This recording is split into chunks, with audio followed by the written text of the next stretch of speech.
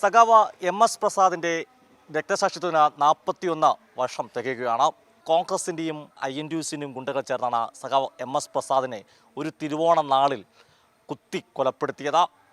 സഖാവ് എസ് പ്രസാദിൻ്റെ സഹോദരൻ MS രാജേന്ദ്രൻ നമ്മളോടൊപ്പം ചേരുന്നുണ്ട്. അദ്ദേഹം ഇപ്പോൾ പാർട്ടി ഏരിയ സെക്രട്ടറി കൂടിയും ജില്ലാ കമ്മിറ്റിയും കൂടിയാണ്. സഖാവ് ഒരു തിരുവോണ നാളിലാണ് എസ് പ്രസാദിനെ INTUസിൻ്റെയും KSUവിൻ്റെയും ഗുണ്ടകൾക്ക് ചേർന്ന് കുത്തി കൊലപ്പെടുത്തുന്നത്. ഇന്നലെ മറ്റൊരു തിരുവോണമായിരുന്നു. എങ്ങനെയാണ് ആ ദിവസത്തെ ഓർത്തെടുക്കുന്നത്? ആ ദിവസം എന്ന് പറയുന്നത് വളരെ ഹൃദയഭേദകരമായ, മാനസികമായി വല്ലാതെ വേദനിപ്പിക്കുന്ന ഒരു ദിവസമാണ് ഇന്നലെ കടന്നുപോയത്.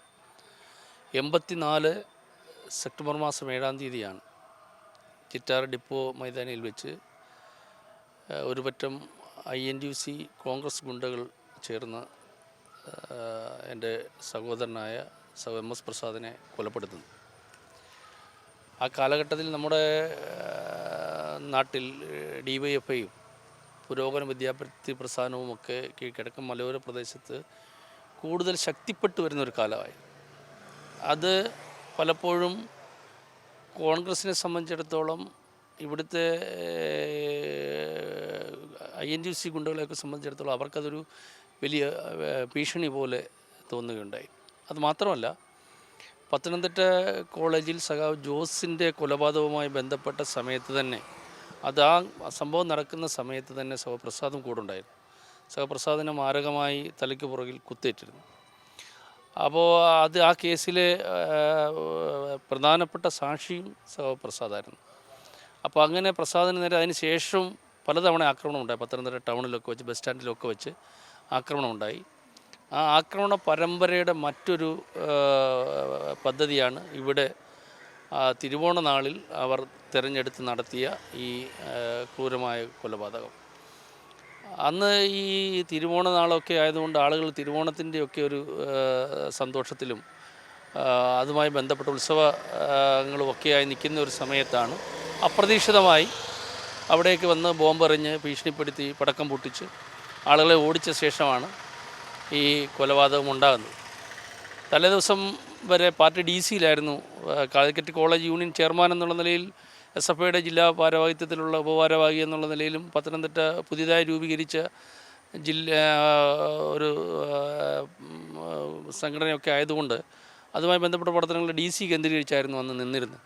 അപ്പോൾ ഓണത്തിനും അതുപോലെ തന്നെ മറ്റെന്തെങ്കിലും പ്രധാനപ്പെട്ട ദിവസങ്ങളിലുമാണ് ഈ പ്രദേശത്തോട് അങ്ങനെ വരാറുള്ളത്. പിന്നെ DYFIയുടെ പരിപാടിയുള്ള സമയത്തൊക്കെ എത്തുമായിരുന്നു.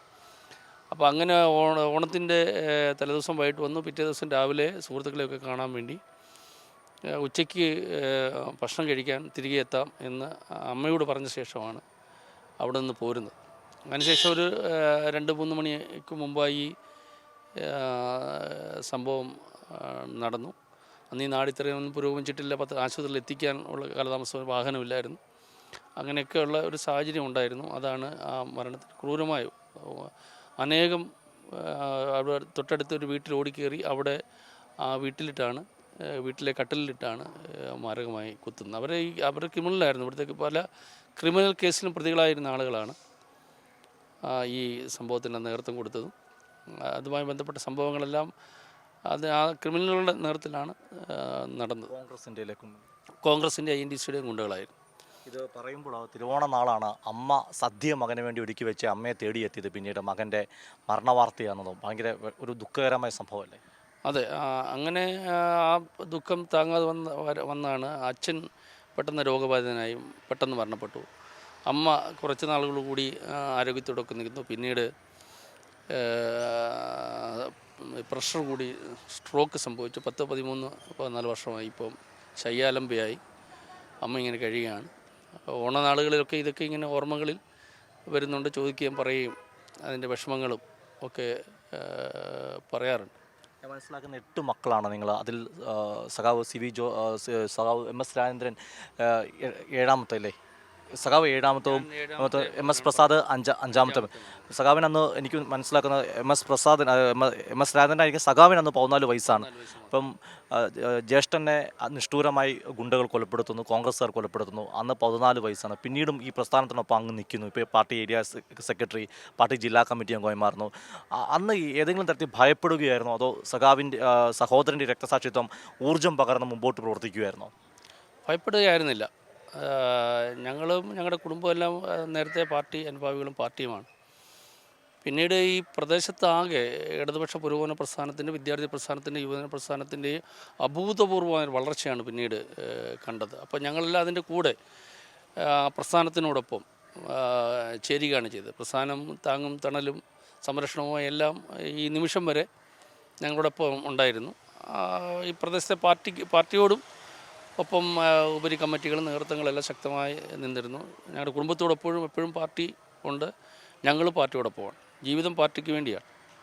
തീർച്ചയായിട്ടും ഈ രണ്ട് സംഭവങ്ങൾ, ഒന്ന് CV ജോസിനെ നഷ്ടമാകുന്നു, തൊട്ടടുത്ത വർഷമാണ് MS പ്രസാദിനെ ഇവർ കൊലപ്പെടുത്തുന്നത്. ഈ കോൺഗ്രസ്സുകാരെ പല ആളുകൾ ന്യായീകരിക്കുമ്പോൾ കൊലക്കത്തിയൊന്നും എടുക്കാത്ത പ്രസ്ഥാനം എന്ന ചില തരത്തിൽ ചില ആളുകൾ ഇപ്പോൾ ന്യായീകരിക്കുന്നുണ്ട്, ഇപ്പോഴും തുടരുകയുമുണ്ട്. അപ്പോൾ അന്ന് രണ്ട് സഖാക്കളെയാണ് പത്തനംതിട്ടയിൽ കോൺഗ്രസ്സുകാർ കൊലപ്പെടുത്തുന്നു അല്ലേ? യഥാർത്ഥത്തിൽ കോൺഗ്രസിൻ്റെ ഒരു കൊലപാതക രാഷ്ട്രീയം തന്നെയല്ലേ ഇത്തരം സംഭവങ്ങളിലേക്ക് നയിച്ചത്? 100%. കാരണം വെച്ചാൽ കേരളത്തിലെ കലാലയങ്ങളിൽ നടന്ന എണ്ണമറ്റ 40ഓളം വരുന്ന SFIയുടെ ചുമടക്കുട്ടന്മാരായ കൗമാരപ്രായക്കാർ എത്രയോ എണ്ണത്തിനെ കലാലയത്തിലിട്ട് ക്രൂരമായി കൊല ചെയ്തിട്ടുണ്ട്. എന്നാൽ SFIയുടെ ഭാഗത്തു നിന്ന് അങ്ങനെ ഉണ്ടായതായി എവിടെയെങ്കിലും നമുക്ക് ഈ ചർച്ചയ്ക്ക് വരുന്നവരൊന്നും പോലും അത് കാണിക്കുന്നില്ലല്ലോ. ഇന്ന സ്ഥലത്ത് ഇന്ന ഇടത്ത് SFIക്കാരുടെ കത്തിക്കിരയായി ഏതെങ്കിലും ഒരു വിദ്യാർത്ഥി നേതാവ്, അത് KSUO മറ്റേതെങ്കിലും ആയിക്കോട്ടെ, അങ്ങനെ ഒരു സംഭവം എൻ്റെ ഓർമ്മയിലില്ല. ഞാൻ എപ്പോഴും ഈ ചർച്ചകൾ ശ്രദ്ധിക്കാറുണ്ട്. അപ്പോൾ ആ ചർച്ചകളിൽ നമ്മൾ കാണുന്നില്ല. അതൊക്കെ നടത്തുന്ന ഇതിന് മറയായിട്ടൊരു പ്രചരണം സംഘടിപ്പിക്കുന്നു എന്നതാണ് ഞാൻ മനസ്സിലാക്കിയിട്ടുള്ളത്. ഈ പൊതുസമൂഹവും അത് മനസ്സിലാക്കുന്നുണ്ട്. നാളെ 41ാം രക്തസാക്ഷി ദിനാചരണത്തിൻ്റെ വാർഷികമാണ്. ആ ഘട്ടത്തിൽ എന്തൊക്കെയാണ് പാർട്ടിയുടെ അനുസ്മരണ ചടങ്ങുകൾ എന്തൊക്കെയാണ് സംഘടിപ്പിച്ചിരിക്കുന്നത്? പാർട്ടി സംഘടിപ്പിച്ചിട്ടുള്ള നാളെ രാവിലെ SFIയുടെ സംസ്ഥാന പ്രസിഡന്റ് അടക്കം പങ്കെടുക്കുന്ന രാവിലെ വിദ്യാർത്ഥികളുടെ റാലിയും പൊതുസമ്മേളനമുണ്ട്. അതിനുശേഷം വൈകിട്ട് 4 മണിക്ക് പാർട്ടി സംസ്ഥാന സെക്രട്ടറി ഗോവിന്ദമാഷ് പങ്കെടുത്തുകൊണ്ട് പൊതുസമ്മേളനം. അതിൽ മലപ്പുറം നിന്നുള്ള ജംഷീർ, SFI DYFI പാർട്ടി ജില്ലാ സംസ്ഥാന നേതാക്കന്മാർ ആ യോഗത്തിൽ പങ്കെടുക്കുന്നുണ്ട്. പ്രകടനം 4 മണിക്ക് ചിറ്റാർ ബസ് സ്റ്റാൻഡിൽ നിന്നും ആരംഭിക്കുകയും ചെയ്യും. ഇപ്പം നമ്മളിപ്പോൾ നിൽക്കുന്നത് ചിറ്റാറിലെ MS പ്രസാദിൻ്റെ രക്തസാക്ഷി കുടീരമാണ്. തൊട്ടുപുറകിൽ പാർട്ടി ലോക്കൽ കമ്മിറ്റി ഓഫീസാണ്. ഇപ്പം ഞാൻ ചോദിക്കാൻ വരുന്നത്, ഇപ്പം സഖാവിൻ്റെ കുടുംബം തന്നെയാണ് ഈ ഭൂമിയെല്ലാം വിട്ടു നൽകുന്നത് പാർട്ടിക്കായി. ഈ രക്തസാക്ഷി കുടീരത്തിന് മുമ്പിൽ നിൽക്കുമ്പോൾ 41 വർഷങ്ങൾ പിന്നിടുമ്പോൾ യഥാർത്ഥത്തിൽ കിഴക്കൻ മേഖലയിൽ ഈ കൊലപാതകത്തോടെ പാർട്ടി തളരുകയല്ല, മറിച്ച് പാർട്ടി ശക്തി പ്രാപിക്കുന്നൊരു കാഴ്ചയല്ലെന്ന് പിന്നീടുണ്ടായിട്ടുള്ളത്. അതെ, കിഴക്കൻ മലയോര പ്രദേശത്ത് പാർട്ടിയുടെ വളർച്ചയ്ക്ക് വലിയ തോതിലുള്ള ഇടപെടൽ ഇതുമായി ബന്ധപ്പെട്ട് വന്നിട്ടുണ്ട്. ആളുകളൊക്കെ പാർട്ടിയോടൊപ്പം നിൽക്കാനും പാർട്ടിയുടെ ഭാഗമായി മാറാനും ഒക്കെ കിഴക്കൻ മേഖല, ഇപ്പോൾ തന്നെ അസംബ്ലി തെരഞ്ഞെടുപ്പൊക്കെ വരുമ്പോൾ തന്നെ കിഴക്കൻ മേഖലയിൽ നിന്ന് ഇപ്പോൾ ജിനീഷ് കുമാർ നമ്മുടെ MLA ആണല്ലോ. അപ്പോൾ വലിയ തോതിൽ ഉള്ള സപ്പോർട്ട് കിഴക്കൻ മലയോര മേഖലയിൽ നിന്നും ഇടതുപക്ഷത്തിനും പാർട്ടിക്കും കിട്ടുന്നുണ്ട്. വോട്ടിങ്ങിലും അത് പ്രതിഫലിക്കുന്നുണ്ട്. പിന്നെ ഈ നാട് ഇടതുപക്ഷത്തിൻ്റെ കാലത്തുണ്ടായ വികസന പ്രവർത്തനങ്ങൾ തന്നെ വലിയൊരു കാര്യമാണ്. ഈ നാട്, ഞാൻ ആദ്യം സൂചിപ്പിച്ചല്ലോ, അന്ന് ഈ ആക്സിഡൻറ്റ് നടക്കുമ്പം ഒരു വാഹനം പോലും ഈ നാട്ടിൽ നമുക്ക് കിട്ടാത്ത സാഹചര്യം ഉണ്ടായിരുന്നു. ഇന്നിവിടെ ജില്ലാ ലെവലിലുള്ള ആശുപത്രികൾ, റോഡുകൾ, ദേശീയ നിലവാരത്തിൽ റോഡുകൾ കിഴക്ക് മലയോര പ്രദേശം, ഈ വനത്തിലും മലയോര പ്രദേശത്തും ഒരിക്കൽ പോലും വാഹനങ്ങളും അല്ല കറണ്ടോ വൈദ്യുതി ഏതെങ്കിലും വെളിച്ചമോ ഒന്നും എത്തും എന്ന് പ്രതീക്ഷിക്കാത്തിടങ്ങളിൽ വെളിച്ചവും വെള്ളവും എല്ലാം എത്തിയത് ഇടതുപക്ഷത്തിൻ്റെ ഇടപെടൽ. രാജു എബ്രഹാം ഉണ്ടായിരുന്നു അതിന് മുമ്പ്, ഇപ്പോൾ ജിനീഷ് വന്നു. അപ്പോൾ ആ കാലങ്ങളിൽ സംഘടന ഭരിക്കുമ്പോൾ LDFിൻ്റെ കാലത്ത് ഉണ്ടായ നേട്ടങ്ങളാണിതെല്ലാം. കിഴക്കൻ മലയോര പ്രദേശത്ത് നമ്മൾ സഞ്ചരിച്ച് നോക്കിയാൽ അറിയാം. ഒരു നഗരത്തിന് കിട്ടുന്ന എല്ലാ സൗകര്യങ്ങളും ഈ കിഴക്കൻ മലയോര പ്രദേശത്ത് ലഭിക്കുന്നുണ്ട്. അതെല്ലാം പാർട്ടിയുടെ ശേഷിയും പാർട്ടിയുടെ ശേഷിയുടെ ഫലമായി ഉണ്ടായിട്ടുള്ള ജനപ്രതിനിധികളുടെയൊക്കെ സ്വാധീനവും ഒക്കെയാണ്. നന്നായി പോകുന്നുണ്ട്. ആളുകൾ നല്ല സംതൃപ്തരായി അവരുടെ ആവശ്യങ്ങൾ പൂർത്തീകരിക്കുന്ന ഘട്ടത്തിൽ ഇടതുപക്ഷ ജനാധിപത്യ മുന്നണി നന്നായി ഇടപെട്ടിട്ടുണ്ട്. തീർച്ചയായിട്ടും സഖാവ് MS പ്രസാദ് എല്ലാ കമ്മ്യൂണിസ്റ്റുകൾക്കും എക്കാലവും ജ്വലിക്കുന്ന ഓർമ്മയും ആവേശവുമാണ് എന്നാണ് ഏറ്റവും പ്രധാനപ്പെട്ടത്. ക്യാമറമാൻ അഖിലേഷ് കുടുംബത്തോടൊപ്പം സുജിറ്റി ബാബു, കൈരളി ന്യൂസ്, പത്തനംതിട്ട.